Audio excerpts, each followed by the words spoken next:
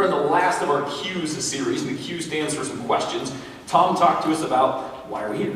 And then we learned about where we're going.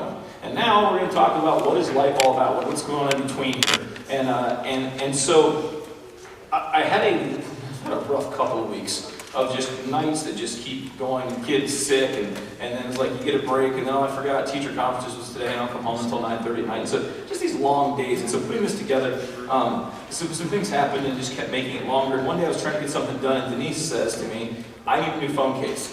Now see, we both have iPhone 6s.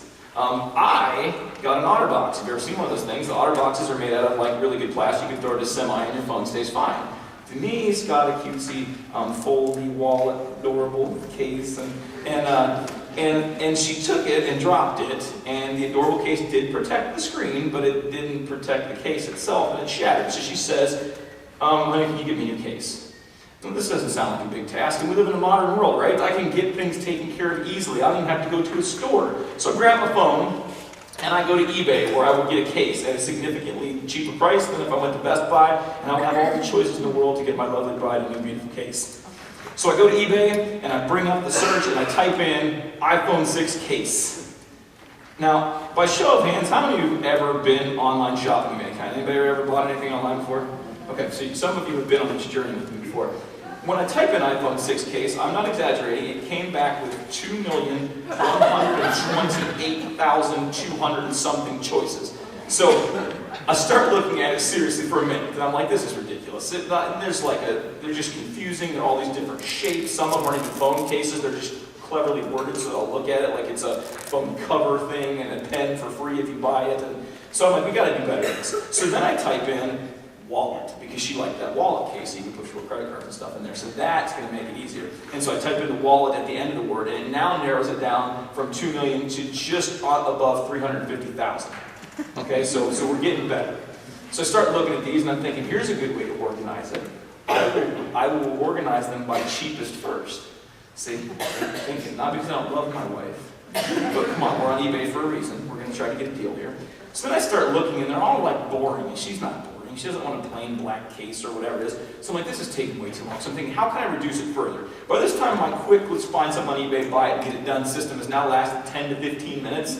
And I figured she loves arrows. She's kind of going in this arrow phase. She wants me to make arrows out of everything. And so I'm like, she'll like an arrow case. So I type in arrow at the end. And now we go from 360-something thousand down to 111.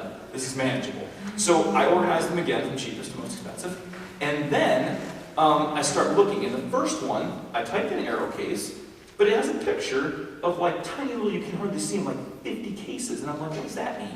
So I click on the picture, and this company has taken the time to make 50 cases that have all different pictures on them. You can get one with like sunflowers, or one with like a funny phrase on it, a picture of Cookie Monster and the Eiffel Tower. And I'm like, why would you say arrows if there's no arrows? Well, there was. I'm not kidding you. The 43rd picture that I scrolled to see the arrow was an arrow. The 43rd. And so I get there, I'm like, don't like it. So I move on to the next one. This one has like 20 pictures with it.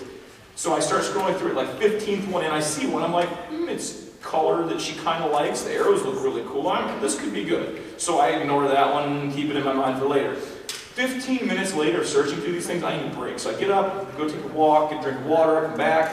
Like, we're going to do this. I look through a couple more, and after another 5 minutes, I'm like, you know what, that second one, really exciting. I think that was the one that Denise was meant to have. So I go back and I get the second one. I find it, and then I click buy it now. And I win, except then it says, you have not signed into eBay yet. Now, I don't know about you, but I buy things online once in a while. And they have these passwords all the time. So I knew my username, and I start to type in my password, and my password, I know my password, I'm pretty sure.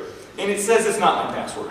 So then I type my password again, and now it thinks apparently that I'm a hacker, because now it sends that weird box with the wavy letters that don't look like the actual letters. And so now I'm trying to figure out, is that an R or an L, and guessing my password that I don't know. So 3 failures at that, and now I'm locked out of my own system, and I get an email on my phone that says, hackers are attempting to break into your account.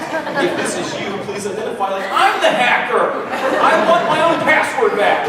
And so instead of sending me an email with my password, it sends me like a 72-digit code with numbers on it, that if I put this into their website, then they'll send me a text message to my phone to then let me not have my password, but make a new password. And so I think I will make a password of my old password that I remember. But it won't let me because apparently it thinks the hackers know that password already. I'm the hacker! I don't know my password. So I try to type it in. I make a new password that as I'm typing it, you're never going to remember this. And then the other part of my brain says, well, write it down somewhere, dummy. And I'm like, I don't have time for that. Or I spent 25 or 30 minutes on this. So now I'm literally moving into probably the 40th minute of this 1-minute adventure that should have been a phone, buy it, get it done. So I then finally get my new password, and then it says, how would you like to pay? I want to pay with PayPal, because that's what you do, because it's safe from the hackers like me. I don't have a PayPal anymore because I took Financial Peace and I cut my credit cards. And so Financial Peace is good. In my head at the time, I was not happy about Financial Peace at that moment. It was not bringing me financial peace. My wife has a PayPal still hooked up to her debit card. And so I'm like, I know her account, your username. I'm pretty sure I made the password for her. And I type it in, it doesn't work. So then I type that in capitalized, it doesn't work. Then I type in capital with 2 numbers at the end. Then I type in capital with an exclamation point, capital middle, nothing. Luckily, PayPal doesn't think I'm a terrorist, so they didn't block me out. So after 10 minutes of this, I finally text Denise and I go, could you please tell me what your password is for PayPal? And she gets out a binder that's in our house that we have it written down, and that way the terrorists can't get our passwords because it's analog, it's not digital. And it's the password I've been typing in every form and it doesn't work. And I finally look back and I hit backspace and it says, would you like to pay with a credit card? I'm like, yes, I would just use my debit card and I don't care if they steal from me, I can't take this anymore. So I put in my debit card and it says, you have won, and in 5 to 10 business days, my wife will have a case with arrows and squiggle marks on it. Thank you very much. Yeah, I'm not a hero, I know what you're thinking. Is life really that complicated? That to simply do something that should have been really easy is going to take that kind of insane effort? Is everything that way? And you know, the more I think about it, I was thinking about life is, since way back in the day, humans have been trying to take this life that we've been given and make it simpler. From irrigation to all kinds of different things where we're trying to, rivers over here, let's bring the river over to us so we can grow crops. There's a guy, just an awesome name. I was looking up stuff for research or stuff, and this guy had a BBC article. His name was Sidney Finkelstein. If you want me to cite you in a sermon, have that name. I had to say it out loud. Sidney Finkelstein says that humans are basically trying to make things easier by screwing things up. We try to make this, we try to give you new technology. We make email, and then we can get in contact, but all that means is now you're at work all the time because your boss can get a hold of you whenever he needs you. We make fancy roads and faster cars and airplanes so we can travel far away, but then we don't see the people we love anymore because we moved too far away from them. And it takes a long time to get back to them. And we do all of this stuff that's going to make life easier. And he says that it's really making our life a mess. And so he makes this idea, he says, that the way that we can calm our lives down is to create what he called complexity-free zones in our life. And I go, okay, that's interesting sounding. What's a complexity-free zone? And he basically just says the stuff that you can already guess. Have some time slots where you get rid of your technology for 15 or 20 minutes, or try to do some things that don't use the stuff that we've done to make our lives better. And as I'm sitting here thinking, what's life all about? I start thinking of all the things in my life that are complex. All the things that's like, I have to jump through this hoop and check this box. I can't do anything anymore. Like teaching has become, at school is like, well, don't do that, because if you do that, then you have to fill out this paperwork and check with the principal on whether or not this is appropriate for this thing, because you'll upset this person. It's like, I just wanted to show like a clip for 3 seconds from a video I found on YouTube that has a cartoon. Like, yeah, but that might be offensive to somebody. You should check it out. Person's like, I just want to show a cartoon. Everything is getting so complicated. I thought, where is it not complicated? And I thought to myself, what if church is that place? What if church was meant to be the complexity-free zone for us? And then I thought about it. I don't know if it is. For many of us, church is not complexity-free. You see, church is a place where there's lots of rules. Because I've talked to a lot of you guys about your stories and about where you've come from. And some of you have been Methodist your whole life, and you've had certain rules and certain expectations about the Methodist church because you've grown up in it. And some of you were in a Methodist church somewhere else, and it's a lot different than this gymnasium. You don't know if it's okay to be in here and wear jeans in church. And some of you have come from a Catholic church background, which is a whole other different set of things where you need to have certain classes to get to certain things. And if you didn't do this certain thing, it wasn't there. And some of you are coming from a place where you maybe went to church once in a while, and it was because grandma said you had to. And you're not sure what all these rules are, and what you hear on TV and the things you've heard from people who call themselves Christians doesn't seem very fun, and it seems like a lot of weird hoops to jump through to not feel good about yourself. And I started wondering, is that what Jesus meant by all this? Have we done what Jesus asked? Is this place, this church in general, this religion, what Jesus set up to do for us? Did he want life to be this way? I thought I should probably figure that out, because that doesn't seem like what I want to do with myself. When I say, what's life all about? It's jumping through hoops and checking off boxes so that I can one day go home and be with God. I thought that didn't seem right. And so I looked up some stuff, and there's a group of people, and Scott actually read about them. They're called Pharisees. And I think there were probably some good Pharisees, but generally Pharisees get a bad rap. Pharisees were the people who studied all the Jewish law. They spent their entire life learning. And back in the day, not everybody got an education. Like today, where everybody gets to go to school, and the kids I teach are like, I don't want to go to school. I wish I didn't have to have an education. Like back then, it was an honor to get an education. So not very many people had that opportunity to learn, to read and do these things. But even if you knew how to learn and read and do this, if you had a real job, you had to work. There's no way you could have learned these laws. Because when I say they learned all the laws, that doesn't mean the 10 Commandments like what we're thinking. Like, oh, they learned, I can learn the 10 Commandments, no big deal, Paul. Well, according to Jewish tradition, there are over 600 laws that they're supposed to know, 613 to be exact. And these Pharisees spent their entire life trying to learn every one of them. And not just learn them, but know them and live them. Can you imagine the weight that would put on somebody? I mean, these laws were like, when I talk specific, I mean, you can't think of how specific. Like the way your beard's supposed to be. That when you're a certain age, you have to have these tassels that you wear that go down a certain length. And that if you don't, you can't eat this kind of bread on this day, but you can eat it on this day. And if you put stuff in that makes the bread rise, that's against the rules. And there's like a whole section on people that you're not supposed to like because of something they did like literally 4,000 years ago. And you're supposed to make sure that those people don't exist anymore. Like it's just every single, like these rules. And you're just like, how could you possibly keep up with all of them? And so you wonder, one of the reasons why they were so uptight and always getting yelled at in the stories by Jesus, but also they had this bad rap because if you spend that much time learning all that stuff and the pressure that you put on yourself with all that, you're going to feel pretty special and pretty powerful. And they were. They were the people that sat in the big seats in the front of the synagogues. They're the ones that people called teachers and looked up to and wanted to know information from it. And they're the ones who knew all this stuff. And they were proud of it. Really proud, sometimes too proud, of all how difficult it is to be like me and how you can't do that. Can you imagine what that made regular people feel like? Those guys spend their whole lives doing it, and some of them don't even look like they get it. And how that wears down. And one day, in the second verse that Scott read, the Pharisees came to try to catch Jesus because there's no way this carpenter's kid could possibly know what we know. We've studied the prophets, we know all 613 laws, we live them every day. This guy will catch him and they say, hey, what's the most important commandment? And Jesus looks at him and without flinching he says, love the Lord your God with all your heart, with all your soul, with all your mind. And the second is like this, love your neighbor as yourself. And then he adds a little footnote and he says, all of the law and the prophets hang on these two things. Whoa. I've spent my entire existence checking boxes and jumping through hoops, and you're going to stand in front of all these people and tell them all of my stuff is just these two things. Anybody can do that. They're not. You need to know this stuff. That's why we're better than everybody else. And he's like, hashtag simplify, bro. If you love God, like really love him and talk to him and plan your stuff on him, and you treat other people with respect and love, you're already doing all those things. It's that simple. Why are you trying to make it so complicated? Can you imagine how frustrating that would be for them? Can you imagine how frustrating it would be?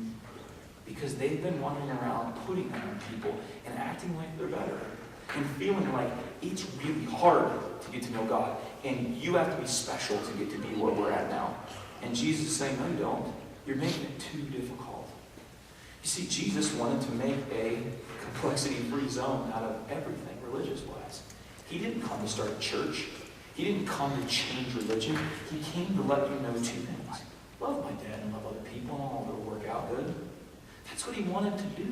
And that's what he did with his life. And so the problem with this is some of you right now could be mad at me. Because some of you might be like, well, I'm kind of a Pharisee the way you're saying that story, because I worked hard to get where I'm at. And I wear things and dress a certain way, and I make other people know that when they don't dress that way, that they're not appropriate. Or I was baptized early, and that means you're a bad person. Or I wasn't baptized early, I was baptized older, and I knew what I was being, and you didn't know it. So my baptism is more important than your baptism, and you didn't come to this church originally, so you're not really part of this. And I went to a different church where they learned more stuff, and some of you have been a part of that. Some of us are on the other end and going, that's why I don't come here, bro. High five. Because they drugged me here today, and I wouldn't have come if it wasn't for the coffee, or the fact that my wife told me we'd go on a date afterwards. We haven't been on forever. And they're saying, right on, man. I try to come to church, people make fun of me and say I'm not good enough, so why even try? So we're making a weight down. Some of us are weighed down so much by all these rules and hoops we've been jumping through our whole life because we're told that's what you need to be happy. And others of us don't even want to set foot in a place like this because this is the place where everybody judges you and tells you you're not good enough. Well, I'm telling you, you all are good enough. You're all meant to be here because Jesus is trying to tell you it's not about jumping through hoops. It's about loving His Father in heaven and loving other people. We need to simplify a little bit. Because I can't imagine what it feels like to carry the weight of thinking that you have to be perfect around all the time. Thinking that you have to dress a certain way and act a certain way. And great-grandpa did it, and great-great-grandpa did it. And if I don't do this, then I'm not going to make it to heaven to be with God. And others of you, what it feels like to be told that you're not enough. To be a part of this family. To be able to be with Jesus. It's not what it's about. Now, there's other stuff you're going to know, and as you grow in your faith, you're going to learn things. But we read a really cool verse up there. At the very beginning, it said, for God so loved the world that He gave His only Son, that whoever believes in Him should have everlasting life. You see, God knows you right now. He knew you then, and He knew you when He made the decision to let His Son suffer and die on the cross. He knew everything about you. He knew the mistakes you would make. He knew the excuses that you would come up with on why you can't be a part of Him. He knew what I would do. He knew the things that make me think I should never be up here, that I'm not good enough or worthy enough to be on the stage, and He still was willing to die on a cross for me and for you. So don't ever let anybody tell you you're not good enough. And don't ever put so much weight on you that you think you're responsible for your salvation, because you're not. Jesus already took care of it because He wanted to simplify our lives. He wanted to make this something where you could come in and go, thank you. I needed this. Because you can sit here and say, you don't know me, Paul. You don't know what I've been through. You don't know what I've done. You don't know how dirty I am on the inside. There's no way I can be welcomed here. There's no way I can be loved like that. Jesus died for good people, not for me. Jesus died for you. He died for me, and He died for you knowing all the mistakes that you would make because He wanted to make this so that you had no excuses. You see, God's up there banging His head on the wall going, why won't you just listen? I made it easy. And all He's asking is that you just accept the fact that He loves you. And He needs you the way you are. You want to know what life is all about? It's about you changing the world. It's about you finding that relationship with God so that you can have that peace, that He loves you just like you are, and then using that love to share it with all these people who need you. They don't need me, Paul. You don't know what I've been through. You don't know the things I've done. Do you want to hear about how to be a better person after being an alcoholic from a person who's never had a drink? Do you? But the person who's fought through that and come out on the other side of darkness and has that relationship with Jesus, and you don't know me. You don't know what it's like to be like this. And you go, I do. Trust me, I do. I was in a ditch once, and I'm not anymore. Do you think that makes a difference? That person probably thought they were too dirty for God too, but God loved them and brought them back. They need that. There are people in here with stories and hurts that are broken in little pieces right now. They think they're not good enough. And they're in the spot now where you used to be. And they need you to realize that you're not that anymore. Because God loves you and fixed that. But they need you to go, I was there. No, you weren't. You want to hear about it? Because I was. And God loves you. He loved you before you did it. He loves you now and He'll love you afterwards.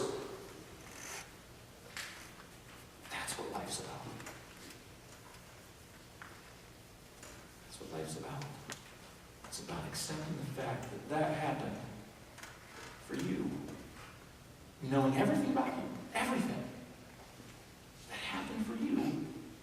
And if you would just accept it, you could get on to the easy part of loving God and loving other people. And how could that change this world? So I'm going to ask you something maybe awkward. I don't know how to call it uncomfortable. Most of us have been taught to pray works like this, folding hands, eyes closed, head down. God can hear you all the time. Trust me, many of you have prayed with your hands on the wheel and snow sliding. I'm pretty sure you didn't close your eyes. You may have. You should did. What I want you to do for just a second, and if you're not comfortable with it, it is completely okay to close your eyes and bow your head if that's what you're used to, but sometimes it helps to focus on something. We're about to do communion together. And I want you to kind of take a look at that cross while we pray. I'm going to look at it with you. And in fact, I'll sit down and get out of the road so you guys can see over my head. I just want to pray for a second for you and for me and for this church. As we look at that cross and think about the fact that Jesus died for a reason. And that reason was us. Why waste it? Why make it complicated? Would you pray with me? You can keep your eyes open and look up there. If you want to close them, you can. God, what are we waiting for? Why are we trying to complicate everything? You see, we need to have a relationship with you. And we need to be able to be kind to other people. And God, this world is so complex. But it's mostly our fault. You have sent, time and again, gifts to us. And you must have a headache from all the times you bang your head on the wall. Thinking, why won't you just accept my help? Why won't you just love? And love me. And trust that I love you. So God, as you look at these people who are looking on your cross, help each of us to realize our value. That your Son did not do that. How dare we attempt to take away the value of the cross by thinking that we're not good enough. Or that Jesus didn't know about us. You knew, and your Son knew exactly what he was doing. He knew everything we would do. Let us accept that and value the fact that you cared that much about us. And in return, care about other people. I thank you for this place, God. I thank you for these people who got up today and came here to think about knowing you more. And I ask that you would wash peace over them. Like a warm bucket of soapy water over mud. God, that you just wash us clean and make us feel good enough. Like only you can. Help us to be a team together that wants to change your world. Let this place do something special. It's in your Son's name we pray. And all God's people say, Amen.